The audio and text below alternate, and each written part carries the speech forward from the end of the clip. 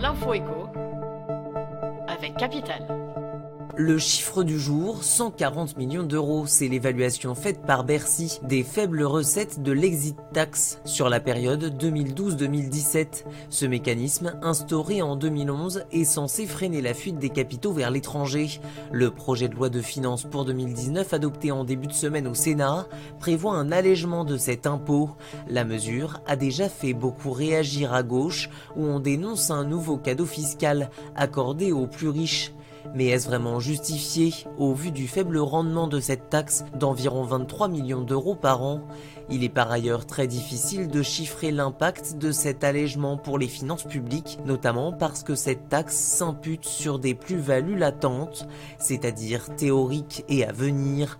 Retrouvez le détail de la mesure inscrite au budget 2019 et ses éventuelles conséquences pour les recettes de l'État sur capital.fr.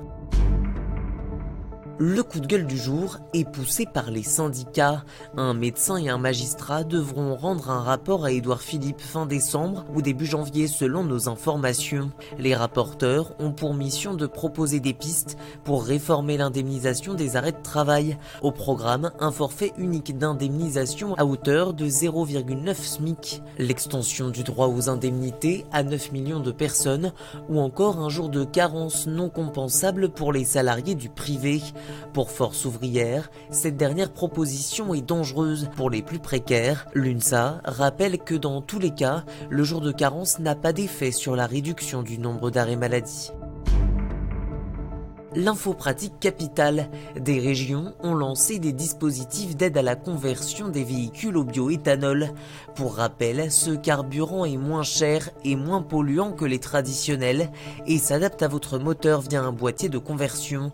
Justement, ce boîtier est subventionné à hauteur de 50% dans la limite de 250 € par ménage dans les régions Grand Est et Sud. Attention, cela ne profitera qu'à 10 000 ménages dans chacune d'entre elles. Sinon, dans les Hauts-de-France, la transformation des moteurs est financée à hauteur de 33% avec un prix de 68 centimes d'euros le litre de super-éthanol.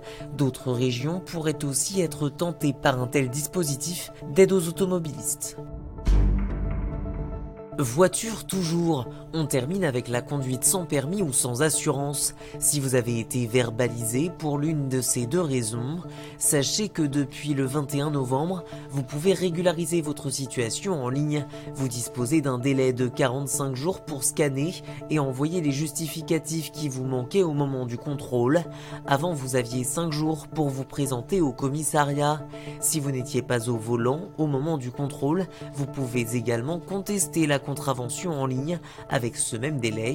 Nous en profitons pour passer le bonjour à nos amis du Québec. Nous savons que vous êtes nombreux à nous écouter là-bas. C'était l'info écho avec Capital.